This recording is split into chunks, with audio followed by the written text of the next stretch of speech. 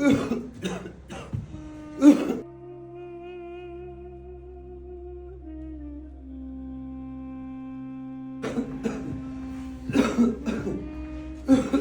ਭਾਈ ਸਰਦਾਰ ਤੂੰ ਕਦੋਂ ਆਇਆ? ਹੁਣੇ ਹੀ ਆਇਆ। ਉਹ ਭਰਾਵਾ ਮੈਨੂੰ ਬਚਾ ਲਾ, ਮੈਂ ਮਰ ਚੱਲਿਆ। ਭਰਾਵਾ ਹੋਇਆ ਕੀ ਏ? ਕੀ ਦੱਸਾਂ ਮੈਂ ਤੈਨੂੰ, ਮੇਰੇ ਨਾਲ ਕੀ ਹੋਇਆ। ਮੇਰੀ ਔਲਾਦ ਨੇ ਚੁੱਕ ਕੇ ਮੈਨੂੰ ਬਾਹਰ ਸੁੱਟ ਦਿੱਤਾ ਤੇ ਤੇਰੇ ਬੂਹੇ ਤੇ ਆ ਗਿਆ। ਮੈਨੂੰ ਬਚਾ ਲਾ। ਅੱਛਾ ਉਹ ਭਰਾਵਾ ਤੈਨੂੰ ਤੇ ਮੇਰੇ ਹਾਲਾਤਾਂ ਦਾ ਪਤਾ ਆ, ਜਿੱਦਾਂ ਦੇ ਹੈਗੇ ਆ। ਮੈਂ ਜਦ ਤਾਜੀ ਕਮਾ ਕੇ ਖਾਣ ਵਾਲਾ ਵਾਂ, ਪਰ ਮੈਂ ਕੁਛ ਕਰਦਾ ਵਾਂ।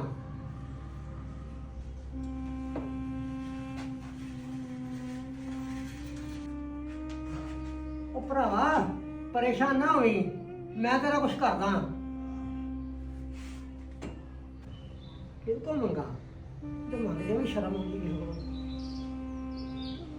ਅੱਛਾ ਚੋਰੀ ਵਸੀਮ ਕੋ ਜਾਣਾ, ਉਹਦੇ ਕੋ ਪੈਸੇ ਧਾਰੇ ਮੰਗਦਾ ਵਾਂ। ਭਾਈ ਠੀਕ ਹੋਊਗਾ ਤੈਨੂੰ ਦੇ ਦਿਆਂਗੇ।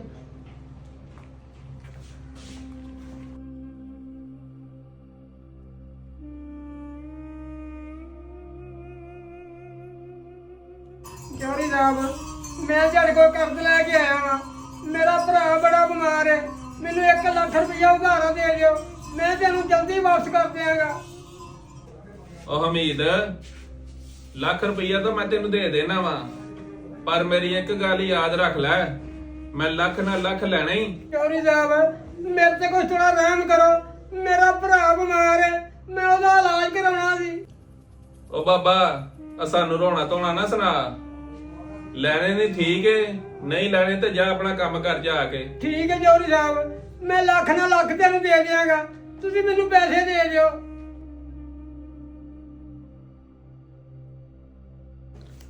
ਹਮੀਦ ਫੜ ਲੱਖ ਰੁਪਈਆ ਤੇ ਗਿਣ ਲੈ, ਤੇ ਮੈਂ ਆਪਣੇ ਵਾਅਦੇ ਤੇ ਲੱਖ ਨਾਲ ਲੱਖ ਲੈਣਾ ਹੀ। ਠੀਕ ਹੈ ਚੌਧਰੀ ਸਾਹਿਬ, ਮੈਂ ਤੈਨੂੰ ਵਾਅਦੇ ਦਾ ਮੁਤਾਬਕ ਤੇਰੇ ਪੈਸੇ ਦੇ ਦਿਆਂਗਾ।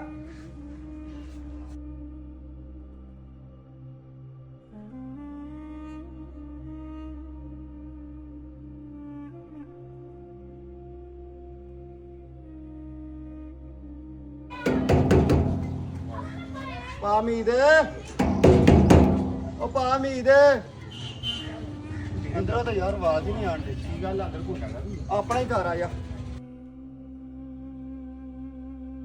ਲਾਂਗਾ ਯਾਰ ਲਾਂਗਾ। ਉਹ ਪਾਮੀਦ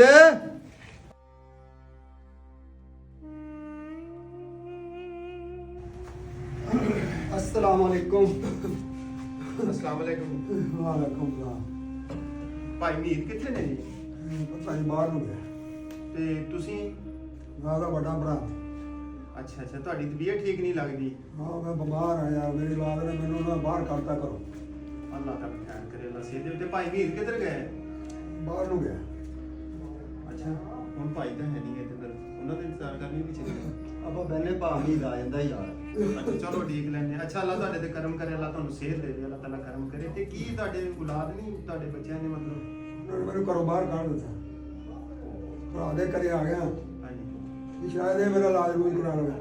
ਅੱਲਾਹ ਤਾਲਾ ਕਰਮ ਕਰੇ, ਅੱਲਾਹ ਤਾਲਾ ਔਲਾਦ ਨੂੰ ਹਦਾਇਤ ਦੇਵੇ। ਅੱਛਾ ਚਲੋ ਭਾਜੀ ਠੀਕ ਲਈ ਆਪਣਾ ਉਹਨੂੰ ਮਿਲ ਕੇ ਚੱਲਾਂ। ਹਾਂਜੀ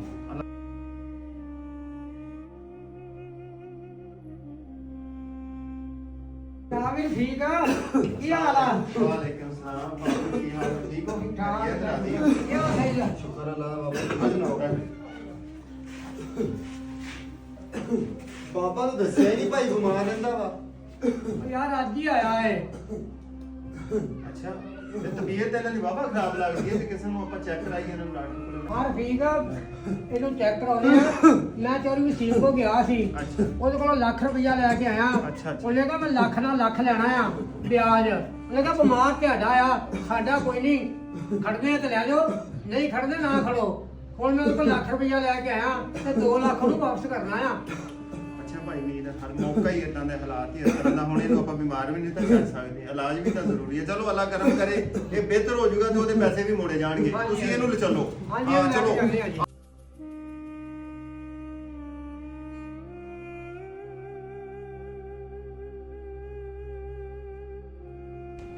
ਸਰਦਾਰ ਜਿਹੜੇ ਮੈਂ ਚੋਰੀ ਕੋਲ ਲੱਖ ਰੁਪਈਆ ਲਿਆਂਦਾ ਸੀ ਉਹ ਤੇ ਤੇਰੇ ਇਲਾਜ ਤੇ ਲੱਗ ਗਿਆ ਤੇ ਤੂੰ ਅਜੇ ਠੀਕ ਨਹੀਂ ਹੋਇਆ ਤੇ ਉਹਨੂੰ ਵੀ 2 ਲੱਖ ਵਾਪਸ ਕਰਨਾ ਸੀ 2 ਲੱਖ ਤੇ ਹੁਣ ਕੀ ਕਰਾਂਗੇ 2 ਲੱਖ? ਆਪਾਂ ਭਾ ਸਰਦਾਰ ਕੀ ਹੋਇਆ ਤੈਨੂੰ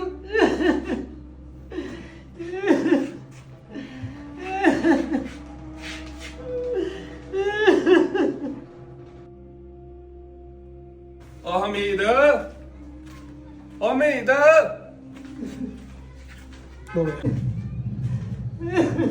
ਉਮੀਦ ਉਹ ਕੀ ਰੋਣਾ ਧੋਣਾ ਪਾਏ ਤੇਰਾ ਕੱਲ ਦਾ ਪੈਸਿਆਂ ਦਾ ਵਾਅਦਾ ਸੀ ਮੇਰੇ ਪੈਸੇ ਦੇ ਚੋਰੀ ਸਾਹਿਬ ਕਿਵੇਂ ਪੈਸੇ ਮੋੜਾਂ ਤੁਹਾਡੇ ਵਾਲੇ ਪੈਸੇ ਵੀ ਸਾਰੇ ਮੇਰੇ ਭਰਾ ਤੇ ਲੱਗ ਗਏ ਤੇ ਮੇਰਾ ਭਰਾ ਵੀ ਦੁਨੀਆ ਤੇ ਨਹੀਂ ਰਿਹਾ ਉਹ ਤੇਰਾ ਭਰਾ ਦੁਨੀਆ ਤੇ ਰਿਹਾ ਜਾਂ ਨਹੀਂ ਰਿਹਾ ਉਹ ਮੈਨੂੰ ਮੇਰੇ ਪੈਸੇ ਦੇ ਚੋਰੀ ਸਾਹਿਬ ਮੈਨੂੰ ਥੋੜਾ ਜਿਹਾ ਹੋਰ ਟਾਈਮ ਦਿਓ ਮੈਂ ਤੁਹਾਨੂੰ ਛੇਤੀ ਤੁਹਾਡੇ ਪੈਸੇ ਮੋੜ ਦਿਆਂਗਾ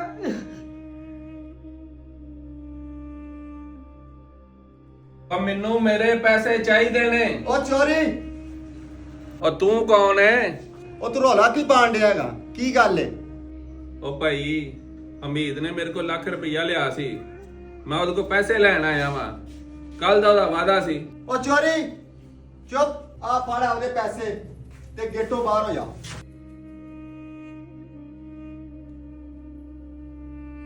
ਉਹ ਭਾ ਉਮੀਦ ਅਸੀਂ ਤੁਹਾਡੇ ਗਵਾਂਢੀ ਆ ਜੀ ਅਸੀਂ ਨਹੀਂ ਤੁਹਾਡੇ ਕੰਮ ਆਉਣਾ ਤੇ ਤੇਰੇ ਕਿਹਨੇ ਕੰਮ ਆਉਣਾ ਵਾ ਤੂੰ ਪਰੇਸ਼ਾਨ ਨਾ ਹੋ ਅਸੀਂ ਸਾਰੇ ਇੰਤਜ਼ਾਮ ਆਪੇ ਕਰ ਲਾਂਗੇ ਠੀਕ ਹੈ ਪੁੱਤਰੋ ਤੁਹਾਡੀ ਬੜੀ ਮਿਹਰਬਾਨੀ ਤੁਸੀਂ ਮੇਰਾ ਅਹਿਸਾਸ ਕੀਤਾ